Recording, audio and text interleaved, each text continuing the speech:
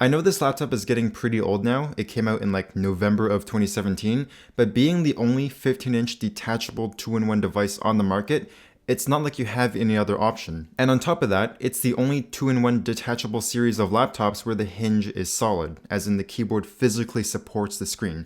So in that sense, this is still a relevant device because it's the only one that fits that criteria. Now, the reason I think this is the best 2-in-1 device on the market, even now in 2020, is that solid detachable hinge.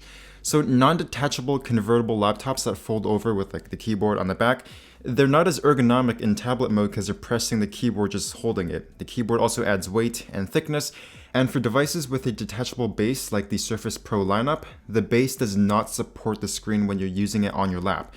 The fact that the Surface Book can properly act as a tablet and a laptop without any fundamental compromises each makes this the best 2-in-1 device.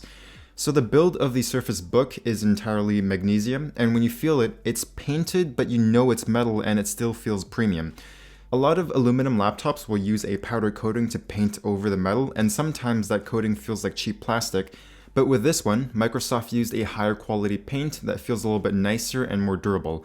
Although I do think anodized aluminum is still the way to go on an expensive premium device. There's zero flex on the screen, not really a surprise given that it's a full tablet with a battery inside. There's a little bit of flex on the keyboard, nothing major, but the hinge is a little bit complicated. So as a laptop, it's a one-hand open up until about 90 degrees, and once you go past that, the rubber feet on the bottom of the laptop have almost no grip, so the laptop starts sliding around. Hinge tension is great. It's a one-hand open, but tight enough to where if you close it halfway and you start tapping on it, it won't fall shut from gravity. But the screen wobble is particularly poor on this. And if you're someone who plans on using the Surface Pen in laptop form or just interacting with a touchscreen at all, the screen wobble is something to consider and, in my opinion, a big aspect for improvement for the next revision. However, this is a 2-in-1 device, and for that purpose, I think this is an excellent hinge.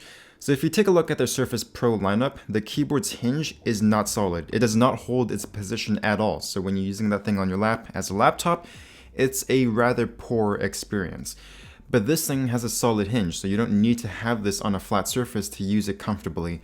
Without re-engineering the hinge, I would probably just tighten it. One hand open is a nice accessibility feature, but for what this device is made for, I think tightening it to reduce screen wobble is a fair trade-off. The keyboard and trackpad are both excellent. It's got a good amount of key travel, although I'd like to see them increase it just a little bit more given how thick the bottom case is. It's got a standard layout, tactile feedback, and 3-stage white LED backlighting, but I'd really like to know in the comments whether you personally prefer the gray keycaps to match the case, or if you would prefer black keycaps so the white backlighting is more legible. The trackpad uses a smooth, frosted glass surface, tracking is accurate, same with the acceleration curve. The clicks are sharp and tactile, but they're also quite loud, which is a consideration if you're often in a quiet environment. I'd also like to see them make it a bit bigger, but overall, it's an excellent trackpad. I didn't really expect much from the screen because I found the Surface Laptop 3 15-inch to be quite underwhelming, but this is actually better than that by quite a large margin. It's got respectable brightness, very comfortable indoors but not quite enough for sunlight. The contrast ratio is exceptional. And I mean exceptional. Out of all the laptops that I've reviewed so far, this has the highest contrast ratio I've seen with the XPS 15 and the 13-inch MacBook Pro in second place, both at 1550:1. Color gamut and color accuracy are both respectable, but not particularly impressive if you're a graphics designer or an artist who plans on using it with a pen. The speakers on this are still some of the better ones that I've heard so far. They get moderately loud, they're front firing, they don't sound that detailed to be honest. It's a little lacking in detail and clarity, which I believe is because the grill itself is really small, but the bass response is just enough to where vocals, especially male vocals, don't sound hollow. Like if you listen to my voice without any bass, it just sounds really hollow and not natural.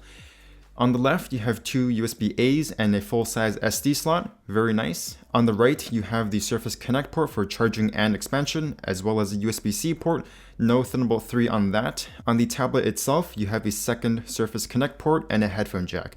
They put the headphone jack on the very top right of the screen, so the cable dangles from the top, and it's kind of weird. I wish they had moved it closer to the base instead. I'm not going to talk too much about specs and performance for a couple of reasons. Number one, my unit is the base model with integrated graphics, but there's also an option for a GTX 1060 that's housed in the base of the laptop. The thermals are also not that great, so I wouldn't really recommend it if your workload hits the CPU or GPU for an extended period of time. There is a fan inside, unlike the 13-inch model, but after 10 minutes or so of hitting the CPU, it dropped from 25 watts to just 21 watts, so there's a little bit of thermal throttling here. And also the fact that this came out in late 2017. It's just not going to compete with the new 6-core CPUs and the GTX 1660 Ti, especially not if they're in a laptop with proper cooling. There's two separate batteries in the Surface Book 2. There's a 65 watt hour in the keyboard and a 24 watt hour in the display. 89 watt hours is actually pretty large for a 15-inch screen with a low power CPU, and you can expect around 10 hours of battery life in laptop mode. In tablet mode, gonna be honest, as a programmer, a 15-inch tablet isn't really relevant to me, so I never actually used it for more than about 20 minutes at a time, but other reviews seem to range from 2 to 3 hours of battery life just with a tablet. Keep in mind that docking the tablet into the base doesn't charge the laptop from the battery in the base. You can only charge the tablet with a charging brick. I don't really recommend anyone buy this right now since it came out like 2.5 years ago, so it should be due for a refresh very soon. But if you need a detachable 2-in-1 device right now and your workflow doesn't stress the CPU for an extended period of time, then yeah, I think they did a pretty good job with this. It is very expensive, and the performance is lacking in 2020, where 6-core CPUs are in a bunch of ultrabooks on top of the already poor thermals. But if you're fine with those two things, I think you'll like this laptop. Okay, that is the end of this video. I hope you enjoyed it, and I'll see you next time.